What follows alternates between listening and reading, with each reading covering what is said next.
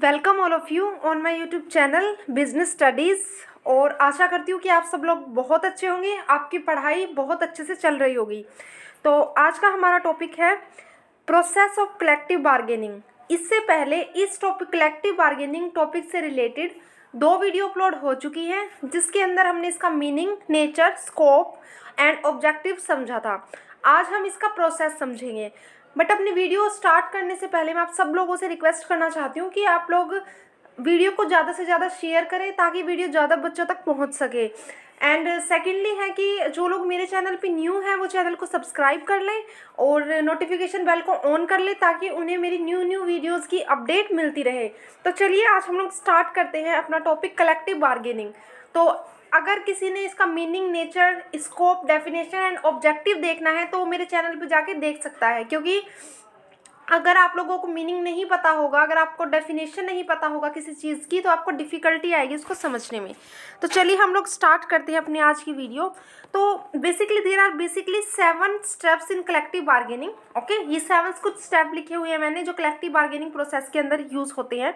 तो कैसे collective bargaining की जाती है, ठीक है, वो समझाने की कोशिश की गई है यहाँ पे। तो चलिए स्टार्ट करते हैं। फर्स्ट ऑफ ऑल है प्रिपरेशन ऑफ एन नेगोशिएशन। सबसे पहले क्या है? प्रिपेयर करना। ठीक है, हम प्रिपेयर करते हैं नेगोशिएशन के लिए। पहले मैं एक बार इसका एक ओवरव्यू दूंगी, उसके बाद आपको डिटेल में समझाऊंगी। प्रिपेयरिंग फॉर नेगोशिएशन, प्रिपेयरिंग कैसे करेंगे प्रिपरेशन नेगोशिएशन के लिए?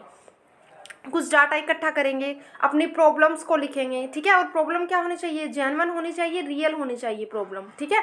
अच्छे से पॉइंट वाइज बनाएंगे। तो जो भी प्रिपरेशन हम कर सकते हैं नेगोशिएशन स्टार्ट करने से पहले, वो सब दोनों साइड से करनी है। कौन कौन होता है इसके अंदर? मैनेजमेंट साइड से होता है एक रिप्रेजेंटेटिव और ट्रेड यूनियन साइड से होता है एक रिप्रेजेंटेटिव, ठीक है। तो दोनों मिलकर बैठ के नेगोशिएशन करते हैं। तो सबसे पहले वो प्रिपेयर करते हैं। उसके बाद बार्गेनिंग इशू, डिफरेंट टाइप के बार्गेनिंग इशू देखेंगे कौन कौन से होते हैं। कुछ वेज रेट को लेके होते हैं, कुछ एडिशनल आवर्स को लेके होते हैं, कुछ वेज रेट इंक्रीज को लेके होते हैं, कुछ बोनस को लेके होते हैं। मतलब डिफरेंट टाइप के इश्यूज होते हैं, उनको हम आगे डिफाइन करेंगे वन बाय वन। उसके बाद हम नेगोशिएटिंग करना स्टार्ट करते हैं, ठीक है। जो हमें इशू पता चल गया है कि सपोज करो हमारा ये कोई इशू है, मतलब हमारा इशू है वेज रेट को इंक्रीज करने का इशू है, ठीक है। उस हमें पता चल गया, हम उस पर अपने विचार देंगे कि कितनी मैनेजमेंट साइड से जो एम्प्लॉयर है वो बढ़ा सकता है, या एम्प्लॉय है वो कहाँ तक उसके लिए बेनिफिशियल होगा, या कहाँ तक उसके लिए एक ऑप्टिमम लेवल जो होता है ना वेज का, वो जो उसकी बेसिक नीड को कंप्लीट कर सकता है। तो ये सब देखते हैं। उसके बाद नेगोशिएशन ब्रेकडाउन। एक पॉइंट ऐसा भी आता है कि जो नेगोशिएशन है वो ब्रेकडाउन मतलब क्या होता है कि दोनों के विचार नहीं मिल रहे हैं। एक पॉइंट ऐसा आ गया, ठीक है ना, उस साइड से कुछ अच्छा रिस्पॉन्स आ रहा है ना, इस साइड से कुछ अच्छा रिस्पॉन्स आ रहा है, और दोनों के विचार अब नहीं मिल रहे हैं, तो वो नेगोशिएशन ब्रेकडाउन होगी। तो वहाँ पे बहुत ब्रेनस्टॉर्मिंग करेंगे, एक दूसरे को समझेंगे, एक दूसरे की बात को अच्छे से समझेंगे, ओपिनियंस देंगे अपने कि किस तरीके से अब इस ब्रेकडाउन को रिजॉल्व किया जा सकता है। देन उसको रिजॉल्व करेंगे। फाइनली हम कहाँ पहुँच जाएंगे? एग्रीमेंट पे। फिर हम एग्रीमेंट की टर्म्स एंड कंडीशन लिखेंगे कि क्या क्या चीज़ें हो सकती है उसके अंदर। उसके बाद रेटिफाई द एग्रीमेंट को चेक करेंगे and then administer the agreement. तो ये 7 बेसिकली स्टेप्स होते हैं। इनके अंदर आप खुद भी लिख सकते हैं, क्योंकि अगर आपको इसका मीनिंग पता है ना तो आप बहुत ईजिली इसके अंदर लिख सकते हैं, क्योंकि बहुत ही कोई कॉम्प्लिकेटेड सा टॉपिक नहीं है। तो ये 7 स्टेप थे। पहला हमने पढ़ा preparation of negotiation, bargaining issue, negotiation breakdown, reaching the agreement, ratifying the agreement, administer the agreement.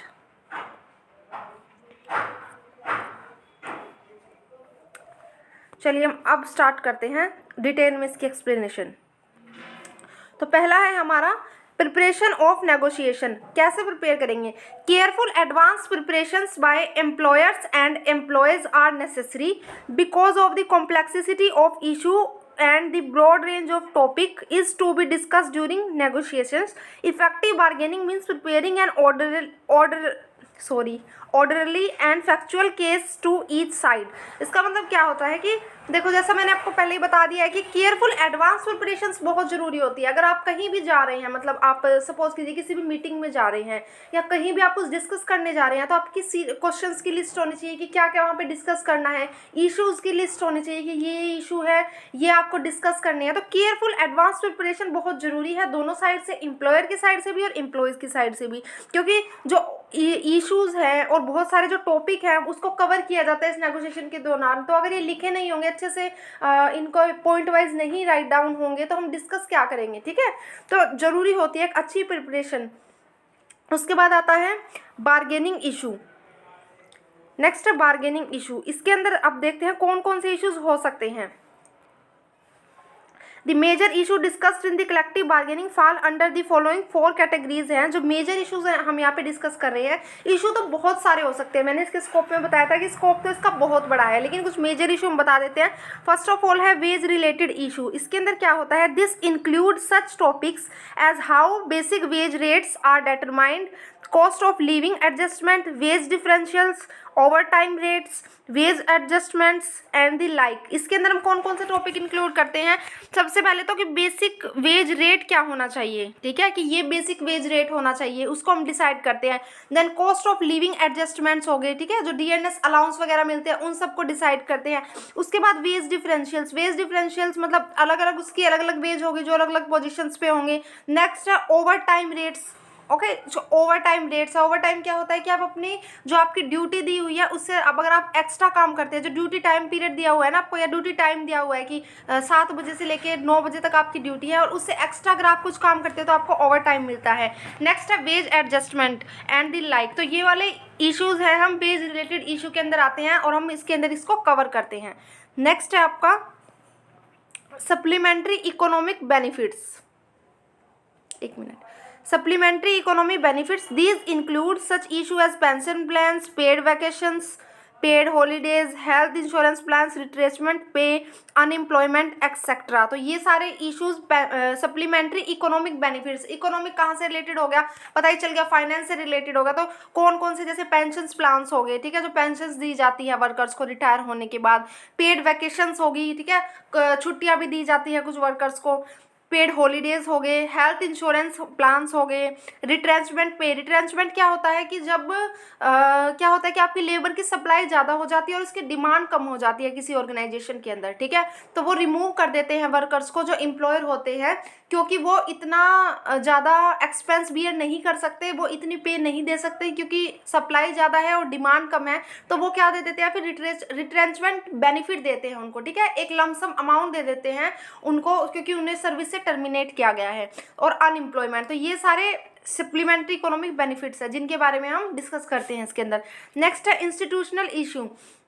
इसके अंदर क्या होते हैं, this consist of the right and duties of employers, employees, unions, employees stock ownership schemes and the like. इसके अंदर क्या क्या होता है, राइट्स एंड ड्यूटीज आएगी एम्प्लॉयर्स की, एम्प्लॉयज की राइट्स एंड ड्यूटीज क्या है, यूनियंस की क्या है, एम्प्लॉयर्स का स्टॉक ओनरशिप, मतलब स्टॉक के अंदर कितनी ओनरशिप्स है, ठीक है, वो वाली स्कीम्स हम डिस्कस करते हैं इसके अंदर। तो ये थे हमारे इंस्टीट्यूशनल इशू।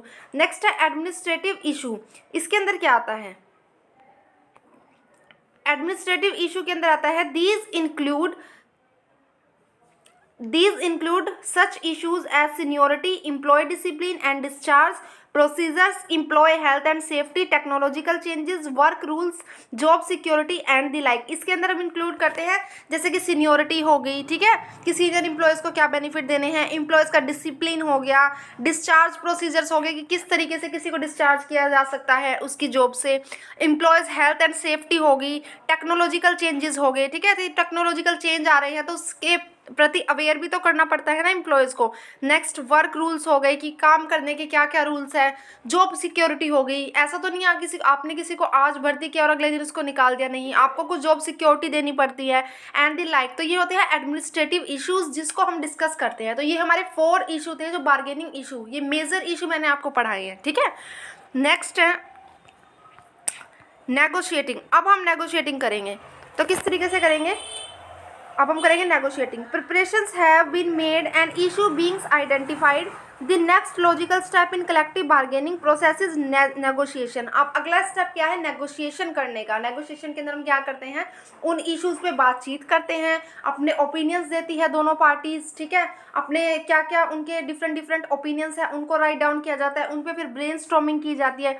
उसके बाद the negotiation phase begins with each side presenting it's initial demands, ये कैसे स्टार्ट होता है, पहले दोनों साइड अपनी अपनी डिमांड बताती हैं कि एम्प्लॉयर क्या चाहता है, एम्प्लॉयज़ क्या चाहते हैं, वर्कर्स क्या चाहते हैं। ओके, तो ये सब अपनी डिमांड से स्टार्ट होता है। The negotiation goes on for days until the final agreement is reached. और ये कब तक चलता है, जब तक कि फाइनल एग्रीमेंट ना हो जाए तब तक नेगोशिएशन चलती रहती है। नेगोशिएशन ये नहीं है कि बस ब्रेनस्टॉर्मिंग होगी, अपने पॉइंट्स रख दिए तो खत्म होगी। नो, जब तक आप फाइनल एग्रीमेंट तक नहीं पहुंचेंगे तब तक नेगोशिएशन चलती रहेगी। But before the agreement is reached it is a battle of wits playing on words and threats of strikes and lockouts. तो एक एग्रीमेंट होने से पहले क्या क्या होती है, अलग अलग तरीके के, मतलब एक दूसरे के विचार एक दूसरे के साथ ट्रांसफर होते हैं कि आपका ये ओपिनियन है, मेरा ये ओपिनियन है। प्लेइंग ऑन वर्ड्स हो गया ना, थ्रेट्स हो गए, जो ट्रेड यूनियन के रिप्रेजेंटेटिव है वो स्ट्राइक या लॉकआउट की थ्रेट्स देते हैं।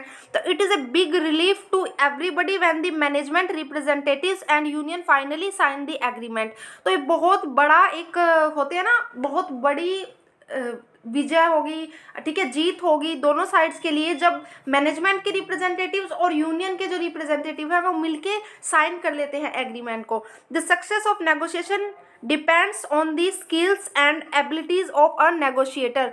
तो जो सक्सेस है वो किस पे डिपेंड करती है, एबिलिटी पे नेगोशिएटर की डिपेंड करती है बहुत ज़्यादा, कि जो नेगोशिएटर है उनकी एबिलिटीज़ कैसी है, वो कितने अंडरस्टैंडिंग है, कितना समझ पा रहे हैं एक दूसरे को।